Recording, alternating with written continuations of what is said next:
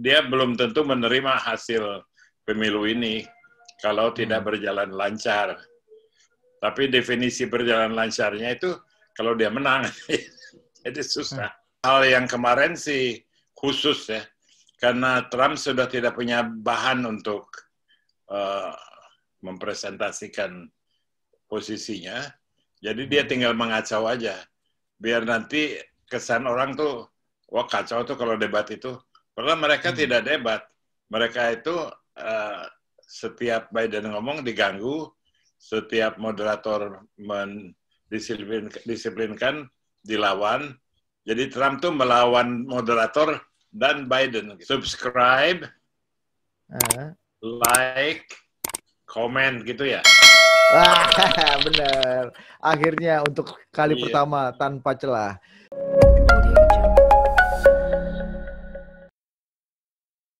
Halo para pemirsa Perspektif Wimar dimanapun Anda berada. Pemirsa udah kayak Orde Baru banget, tapi nggak apa-apa sih. Sekarang lagi zaman memang membangkitkan sesuatu yang hits di Orde Baru ke zaman now.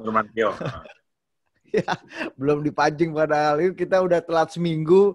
Banyak isu-isu yang lewat, tapi minggu ini nih kita tuh bahasa Jawanya kulaan isu. Udah kayak banyak banget isu-isu penting sampai susah kita gimana cari dan pilih-pilihnya. Penasaran kan bagaimana isu-isu menarik dikomentari sama orang yang cerdas dan menarik. Siapa lagi kalau bukan Wimar Witular, Kamus Berjalan, buku pintar berjalan. Halo We. Halo. Apa kabar We? Baik, Dit. Kemarin saya lihat baru dikunjungi Pak Rahmat tuh di rumah. Ada update nggak Pak? Oh iya, karena Pak Rahmat dan istrinya Bu Erna baru wedding anniversary. Nah. Dan aku diundang sebagai pembicara terhormat. Tapi waktu acaranya lupa kalau jadi aku nggak dipanggil gitu ya. Baru belakangan. Tapi pokoknya gitu. Ada teman-temannya. Ada teman-temannya, ada Sarwono, ada para dubes-dubes. Karena teman-temannya Pak Rahmat sama teman-teman WW sama aja ya sebenarnya, teman main barengnya. Kalau teman saya sih misalnya Wulan gitu, Ipeh. Kalau temannya Pak Rahmat duta besar di Manchuria, duta besar di Moskow, gitu. Pejabat-pejabat. Dan teman besarnya kan Yusuf Kala gitu kan. Ada semua kemarin datang gue. Apa? Hadir semua tuh kemarin. Ya, ini kan apa sih? Virtual gitu. Iya. Hashim gitu temannya dia. Teman saya yang jabatannya paling tinggi, Didit. Kalau teman saya Sukiman gitu bisa nggak jadi temannya Pak Rahmat? Saya rasa diterima karena dia cukup mengerti politik. Oke. Karena nama Sukiman itu mengingatkan saya pada polisi namanya Sukitman. We tahu nggak? Ada polisi namanya Sukitman. Sukitman itu yang menunjukkan di mana kawasan tempat dibunuhnya dan ditanamnya jenderal-jenderal yang dibunuh oleh Gerakan 30 September dulu. Jadi mirip Sukitman dan Sukiman. Jadi PKI ya dulu ya? Enggak, enak aja. Ini belajar sejarah dong. Makanya. Oke, tapi yang ini kalau tadi wedding anniversary antara Pak Rahmat dan Bu Erna itu kan baik-baik aja, pasti kondisinya semakin lama semakin mesra, semakin hangat. Yang kemarin ada sesuatu yang hangat juga, bahkan cenderung panas tapi tidak mesra. Nah, apa yang terjadi? Kita saksikan informasi pertama. Apakah yang hangat cenderung panas tapi tidak mesra? Nah, debat Pilpres Amerika panas dan kacau. Trump kerahkan strategi, interupsi dan bully untuk cegat Biden. Sebelum WW komentar, kita saksikan sama-sama yuk video berikut ini. You could never have done the job that we did. You don't have it in your blood. You could have never done that job. I know how to do the job. I know how to get the job done. Well, you didn't do very well in swine flu. H1N1, you were a disaster. Your own chief of staff said you were a disaster. 14,000 people died, not 200,000. There was no economic recession. Sir, you made a there was no recession. You made a point. Let him answer. And there was we didn't shut down the economy. This is his economy he's shut down. Are you willing tonight to condemn white supremacists and militia groups and to say that they need to stand down and not add to the violence in a number of these cities, as we saw in Kenosha and as we've seen in Portland. Sure, Are you I'm willing prepared to do specifically that, but do it? Well, go ahead, sir. I would say almost everything I see is from the left wing, not from the right wing. So what are you saying? I'm willing to do anything. I want to see peace. Then do it, sir. Say it. Do it. Say it. Do you want to call him? What do you want to call him? Give me a name. Give me a white name. Supremacists and who would white you like me to condemn? White supremacists and right Proud militia. Boys, stand back and stand by. But I'll tell you what. Somebody's got to do something about Antifa and the left. You should go out and vote. You're in voting now. Vote and let your senators know how strongly you feel. Vote now. Are you going to pack the Make court? sure you, in fact, let people know He doesn't want you're a to answer the senator. question. I'm not going to answer the question Why would you answer that because question? the question is radical left. Will you shut up, man? Listen, Is it true that you paid $750 in federal income taxes each of those 2 years? I paid millions of dollars in taxes, millions of dollars of income tax. And let me just tell you, there was a story in one of the papers. Show us your tax I paid $38 million 1 year. I paid $27 million. Show us your tax 1 year. returns. I went. You'll see it as soon as it's finished. You'll see it. I'm go urging first. my supporters to go into the polls and watch very carefully, because that's what has to happen. I am urging them to do it. As you know, today there was a big problem. In Philadelphia, they went in to watch. They're called poll watchers, a very safe, very nice thing. They were thrown out. They weren't allowed to watch. You know why? Because bad things happen in Philadelphia, bad things. And I am urging my people. I hope it's going to be a fair election. If it's a fair election, I am 100% on board. But if I see tens of thousands of ballots being manipulated, I can't go along with that. Show up and vote. You will determine the outcome of this election. Vote, vote, vote. If you're able to vote early in your state, vote early. If you're able to vote in person, vote in person. Vote whatever way is the best way for you, because he cannot stop you from being able to determine the outcome of this election. President Trump, Vice President Biden, it's been an interesting hour and a half. Oke, itu tadi cuplikan 3 menit first debate yang dicuplik atau dirangkum oleh Bloomberg. Jadi nanti dikasih keterangan ya, courtesy Bloomberg. Pertanyaan pertama. Berapa persen substansi, berapa persen sensasi dari debat pertama? Kalau bagian Trump sih 100% bohong.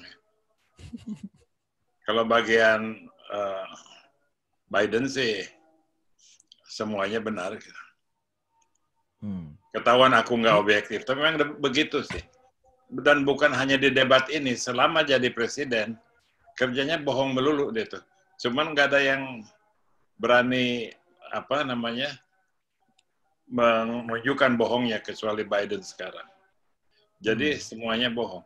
Yang dia bilang bayar pajak 38 juta kan bohong itu. Dia bayar pajak 750 satu tahunnya. Pokoknya kalau saya mah sudah terlalu banyak koleksi kebohongan Trump, tinggal lihat aja yang mana yang dia berani keluarin. Ternyata banyak yang dikeluarkan dan juga banyak yang diekspos, sehingga dalam polling terakhir di CNN yang memenangkan Trump, Biden itu kira-kira 64% gitu. Jadi Trump tuh kalah jauh. Bahkan penasehatnya banyak yang menyalahkan dia. Apa yang paling mengejutkan, dari pernyataan atau informasi yang kita dapat di debat pertama kemarin? Yang menurut WW, wah ini punchline nih. Dia belum tentu menerima hasil pemilu ini kalau tidak berjalan lancar. Tapi definisi berjalan lancarnya itu kalau dia menang. Jadi susah. Itu mengejutkan. Dan berkali-kali dia ngomong gitu, orang ada yang ketakutan, tapi ada juga yang dibilang, janganlah dia cuma ngomong aja begitu. Nggak mungkin juga dia memboikot hasil pemilu. Tapi ada kemungkinan itu. Oke.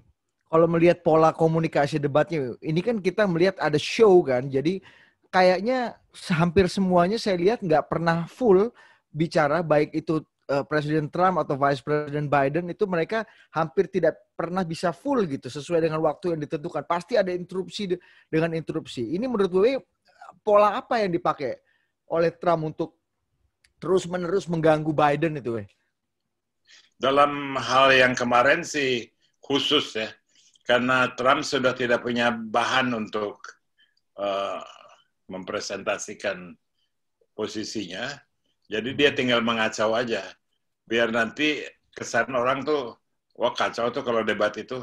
Padahal mereka tidak debat.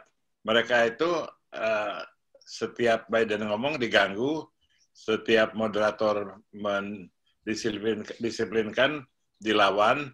Jadi Trump tuh melawan moderator dan Biden gitu. Sedangkan Bidennya ya main defensif aja gitu. Jadi beda.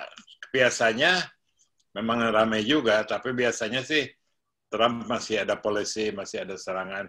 Sini nggak ada sama sekali polisi yang diucapkannya. Dia hanya ingin mengacaukan pendukung Biden. Oke, kalau ada yang bilang kalau if you cannot convince them, you confuse them. Nah, mungkin kayak gitu ya, dibikin confuse semua orang-orang ya, jadi malah pusing. Tapi kalau misalnya ini kita masuk gitu, membandingkan debatnya Trump kali ini dengan debatnya dengan Clinton 4 tahun yang lalu. Menurut gue pola yang dipakai sama nggak? Menyerangnya, apa namanya? Hillary ya? Hillary Clinton maksudnya. Sama, karena Clinton tidak dikasih kesempatan untuk bicara juga.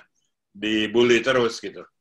Dibully, diganggu. Bahkan dalam hal Clinton, dibully secara fisik. Berdiri di belakangnya seperti nakut-nakutin gitu. Jadi sama caranya. Nah, ini kan berarti kan Trump memakai cara yang sama-sama tidak simpatiknya atau berbedanya lah, disrupsinya lah terkait dengan debat-debat presidensial yang sangat serius dan sangat punya wibawa gitu. Ini kan jadinya kewibawaannya nggak ada gitu. Kalau melihat 4 tahun lalu prosesnya dan caranya sama, tapi hasilnya baik untuk Trump. Bowe ada catatan nggak terkait hal ini? Kayaknya kalau melihat untuk show ya, dia orang TV, mungkin dia tahu bahwa orang TV itu suka dengan hal-hal yang bombastis, sensasi gitu.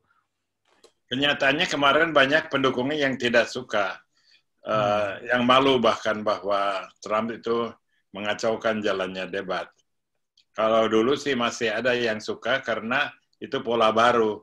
Tapi pola yang mengganggu ini bukan hanya di debat, kan di konferensi pers saja sering bicaranya ngaco dan bohong. Jadi orang udah bosan sekali lihat Trump itu. Jadi mungkin 4 tahun yang lalu dianggap sesuatu yang baru, setelah berjalan 4 tahun kemudian itu orang muak gitu ya? Iya gitu-gitu terus, capek gitu lihatnya. Oke. Kelemahan Biden ya, kalau tadi Wewe udah bilang oke lah 100% Trump bohong, jadi kita nggak usah ngomongin ininya Trump ya, materinya Trump. Tapi menurut Wewe, apa kelemahan Biden paling prinsipil dari debat kemarin?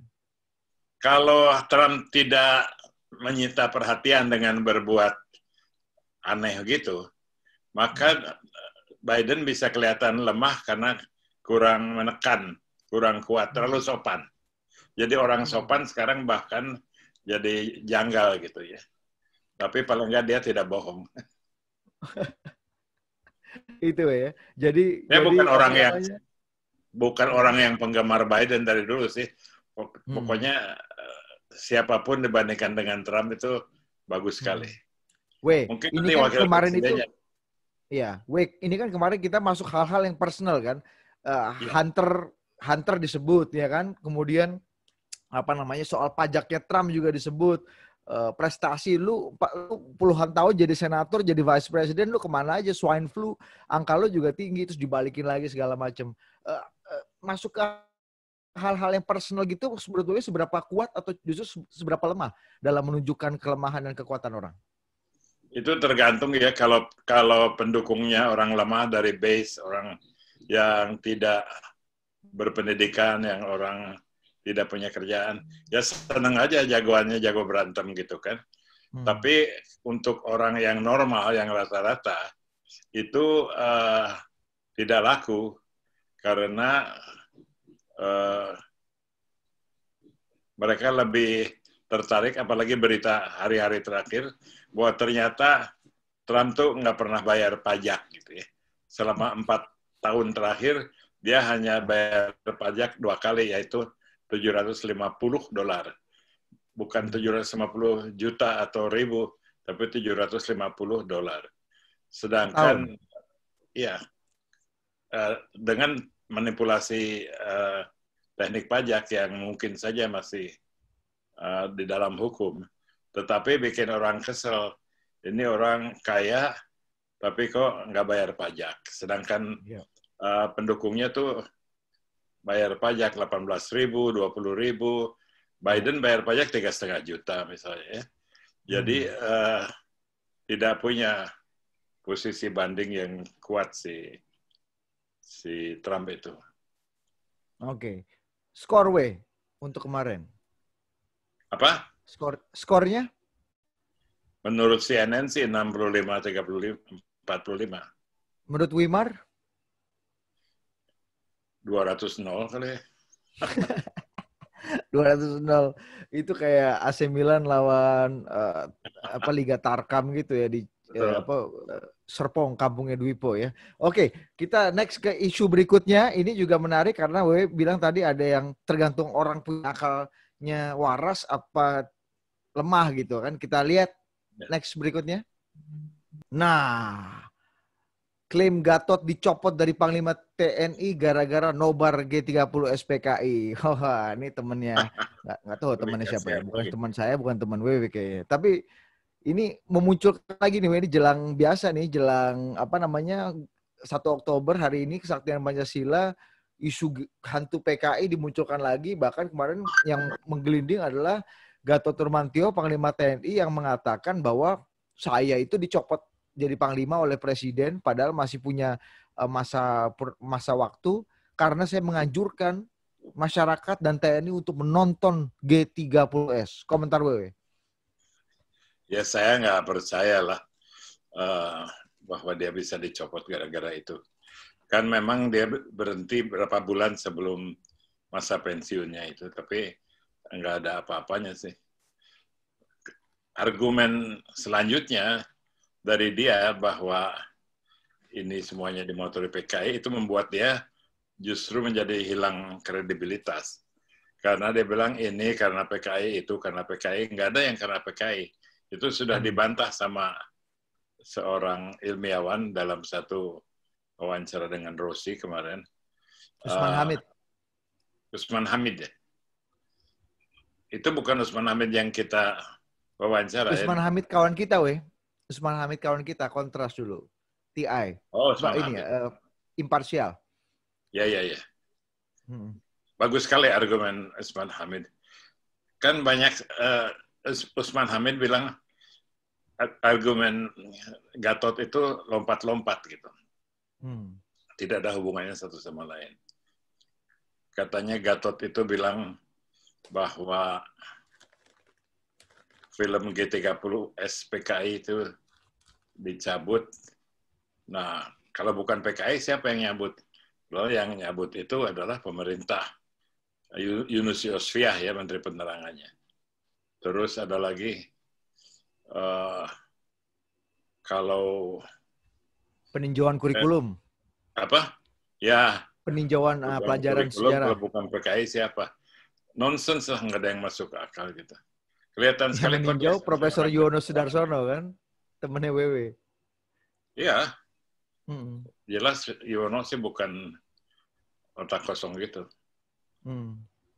Jadi semuanya itu adalah argumen anak jalanan. Weh, tapi kenapa isu ini masih sangat laku ya, Weh? Banyak orang yang meyakini juga PKI ini bangkit, banyak eksponen-eksponen PKI yang menyusup ke partai-partai baru, segala macam. Komentar Weh gimana? Itu karena orang barangkali sekarang ini lagi haus isu, sedangkan PKI itu banyak mengandung emosi kan, banyak orang yang saudaranya itu meninggal karena PKI, jadi dibikin-bikin lah. Menurut saya sih sebaiknya kalau pemerintah punya juru bicara yang baik, nah di ini saja dihadapi aja tuduhan-tuduhan itu, karena nggak ada satupun yang bisa berakar. Jadi kalau rakyat harus dikasih sangkalan yang gampang dimengerti. Banyak sih argumen intelektual mengapa PKI itu tidak bisa dikatakan berkuasa. Tapi mungkin terlalu rumit. Kita harus punya argumen yang bisa dimengerti oleh semua orang, baik yang berpendidikan maupun tidak. Dan menunjukkan bahwa pertama, tidak mungkin PKI itu masih ada. Kedua, kalaupun masih ada, ngapain sih ada bikin macam-macam gitu. Gitu ya. Oke, kalau yang berikut ini sesuai dengan argumen intelektual atau argumen emosional. Nah, kita saksikan artikel yang berikut ini. Topik ketiga. Manakah? Nah, ini dia, ini paling baru hari ini baru di launch beritanya. Partai baru Amin Rais, Partai Umat namanya. Paten punya nih. Wewe, komentar sebagai salah satu dulu kalau ada yang bersama sama Amin Rais mendirikan PAN nih. Iya. Saya suka kasihan kalau lihat berita mengenai Amin Rais. Soalnya nggak tahu yang mana yang memang berita, yang mana yang dibikin-bikin. Karena Amin Rais itu pernah berjasa. Pernah sangat berjasa, yaitu dia orang pertama yang berani menunjukkan kesalahan Soeharto di acara terkenal Perspektif Baru. Ya. Jadi dia itu tamu Perspektif Baru. Kemudian dia juga yang sama-sama ngajak saya demonstrasi di Bandung, di Jakarta. Dan terutama menghadapi wartawan asing. Karena dianggap saya yang tahu cara masang dasi. Padahal gue paling nggak bisa ya. Dan juga cara bicara. Jadi, ya tentu dia bukan adik saya. Tapi dalam PR itu, dia banyak belajar hal-hal yang menyangkut keahlian seorang juru bicara. Paten. Jadi banyak jasa Wewe. Tapi menurut Wewe masa depannya gimana nih kalau mau bikin partai baru? Seberapa masih punya daya pikat sih Amin Rais ini? Sekarang. Amin Rais sih mudah-mudahan dia tetap sehat, tidak kena COVID. Dan ya seperti orang suka bilang Wewe, udah aja deh pensiun gitu ya. Enggak, saya sih nggak mau menganjurkan. Nggak mau so tahu gitu. Tapi dia tuh sudah tidak punya market space. Nggak punya pasaran. Sekarang kan zaman Didit, zaman Putri Tanjung, zaman Mira, Sukiman. zaman orang modern. Bukan zaman Amin Rais. Gitu. Sukiman, zaman Sukiman. Zaman Sukiman udah lewat. Udah lewat. Oke, tapi pertanyaan berikutnya ini sebelum kita masuk ke tiga tokoh. Partai Umat ini dianggap akan menggerogoti Partai Amanat Nasional yang dia dirikan. Seberapa mendisrupsi sih, seberapa menggerogoti sih PAN yang dipimpin oleh besannya? Ya, bagus aja kalau menggerogoti PAN, jangan menggerogoti PSI misalnya. Kalau PAN sih memang perlu digerogoti. Oh gitu. Sama-sama nggak benar gitu. PAN itu waktu berdirinya benar, tapi kemudian melenceng betul. Tidak sesuai dengan maksudnya. Nah dulu apa alasan Wewe mau bergandengan tangan dengan kawan-kawan? Ada Gunawan Muhammad juga kalau nggak salah ya. Ada Faisal Basri. Ada Kristianto Wibisono, ada Faisal Basri, ada banyak sekali. Tapi mereka keluar semua. Keluar semua. Dan Wewe ikut keluar gitu. Jadi PAN itu sudah hilang hak hidupnya karena mengingkari dasar pendiriannya. Oke. Jadi kalau ada yang ngegerogotin ya bagus aja deh. Karena partai yang tidak setia pada akar-akarnya. PAN partai yang tidak setia dengan partai yang khianat terhadap Gus Dur. Oh, gimana Wei? Ada informasi apa tuh yang menarik? Ya kan seluruh pemakzulan Gus Dur di MPR itu disutradarai oleh Amin Rais. Siapa yang paling berperan waktu itu, Wei? Atas lengser Gus Dur? Amin Rais kah? Atau Megawati kah? Atau Akbar Tanjung kah? Megawati tidak berperan aktif. Akbar Tanjung mungkin karena dia yang membawa-bawa suara Golkar, dan dia pernah menawarkan deal pada saya yang saya tolak, makanya dia jadi kalap gitu. Kalau siapa lagi? Amin. Amin Rais sih, karena dia berapi-api,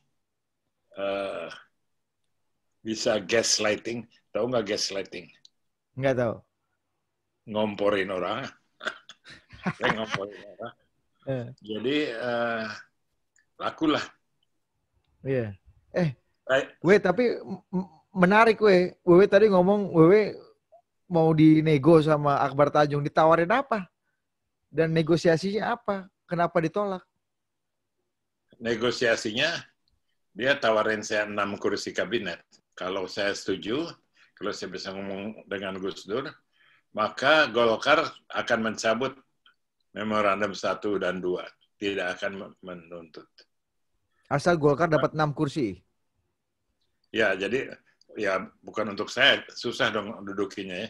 Pokoknya saya punya 6 kursi untuk dipakai. Tapi saya bilang, ya lo ngomong aja dong sama Gus Dur. Gue kan bukan orang bisa ngomong begitu. Dan saya yakin Gus Dur nggak mau gitu dibikin deal gitu. Malah Gus Durnya ajak saya ke dalam pertemuan rahasia dengan Akbar Tanjung dan 3 orang lagi di suatu rumah di jalan di depan masjid di Kebayoran itu, jalan Gunawarman. Bukan, jalan Sisingamangaraja gitu ya. Oh, Sisingamangaraja. Rumahnya dimiliki oleh Muhammad S. Hidayat. Saya ke situ dengan Gus Dur, dengan Pak Mahfud, dengan Pak Alwi, dan menghadapi orang-orang Golkar. Lucunya yang orang-orang Golkar tuh semuanya teman saya. Padahal orang yang rombongan saya tuh nggak ada yang kenal. Siapa aja rombongan Golkar? Akbar, Marzuki Darusman, Muhammad Hidayat. Itu kan teman main semua dari zaman Bandung. Terus? Ya, dia yang bilang, lo ngapain di rombongan ini? Ya lo ngapain sini? Gitu. Jadi lucu. Nah, terus deal itu diucapkan.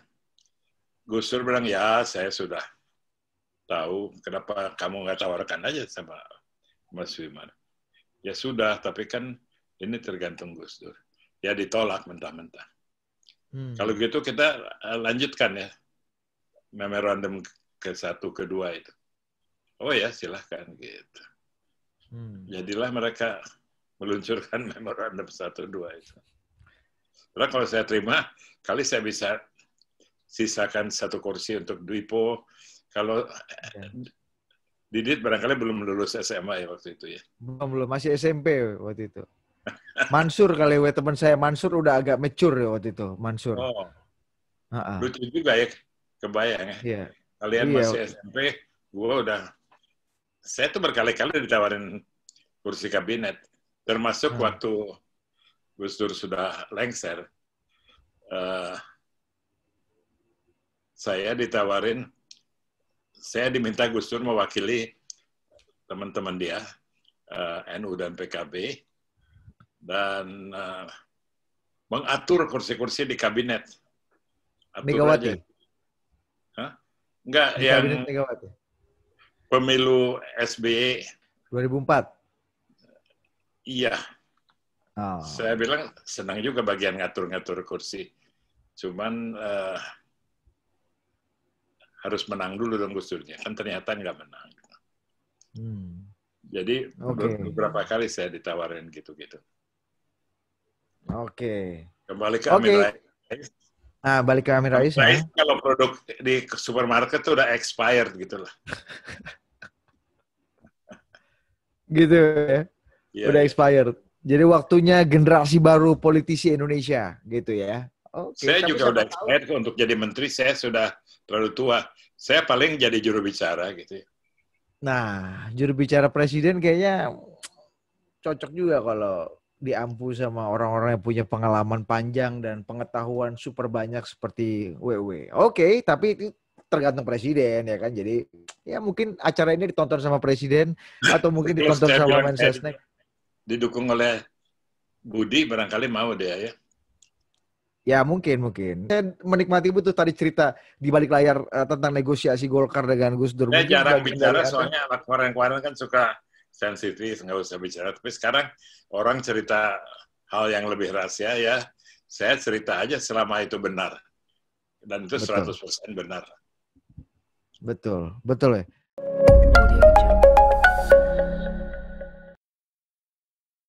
Oke, next kita akan minta WW komentari 3 orang tokoh berikut ini yang sudah Ini kita harus kurasi. 3 kata ya? Iya dong, 3 kata.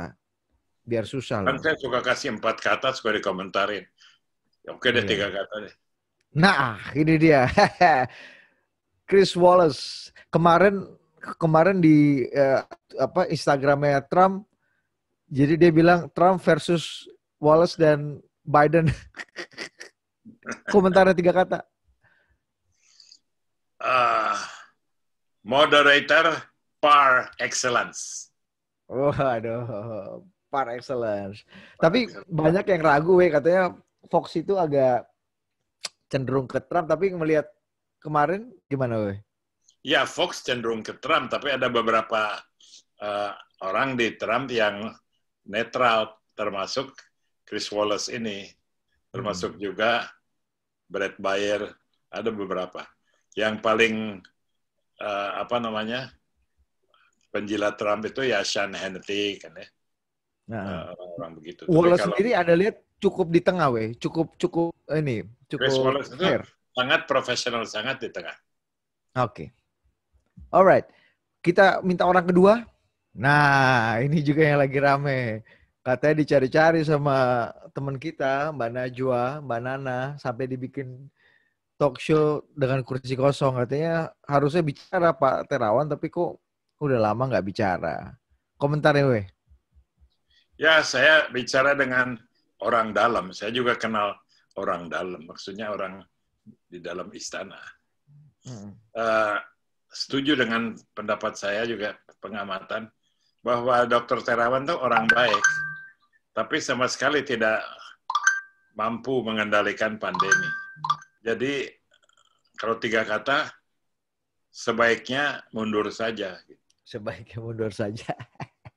Oke, sangat politis. Oke, saya nggak ikut-ikutan. Yang ketiga, nah ini dia, weh. Ini kawan kita juga nih. Mantan juru bicara KPK, Febri Diansyah yang mundur dari KPK karena katanya KPK sudah beda, sudah tidak punya gigi katanya. Kapan dia mundurnya ya? Minggu lalu, Oh, baru ya? Baru. 3 kata untuk Febri. Atau ada komentar dulu nggak sebelum ini? 3 komentar dulu soal mundurnya Febri.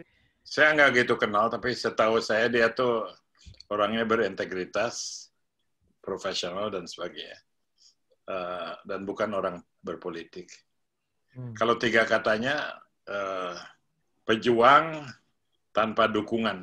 Wah, pejuang tanpa dukungan. Oke, terima kasih Wewe. Ngobrol-ngobrolnya menarik banget nih, senang banget nih karena kita lebih dari setengah jam, tapi nggak apa-apa, asik ya. Ngomongin Amin Rais, ngomongin Gus Dur, ngomongin. Ini semuanya tergantung juru bicara kan. Benar. Siapa yang bisa mengkomunikasikannya dengan clear? Tergantung moderator. Ya, Chris Wallace. Moderator par excellence. Terima kasih Wewe. Bagus sudah sekali. mau bincang-bincang di Perspektif Wimar. Sampai jumpa di Perspektif Wimar minggu depan dengan topik-topik dan tokoh-tokoh yang akan dikomentari oleh Wimar Witular. Stay tune. Baik. Terima kasih.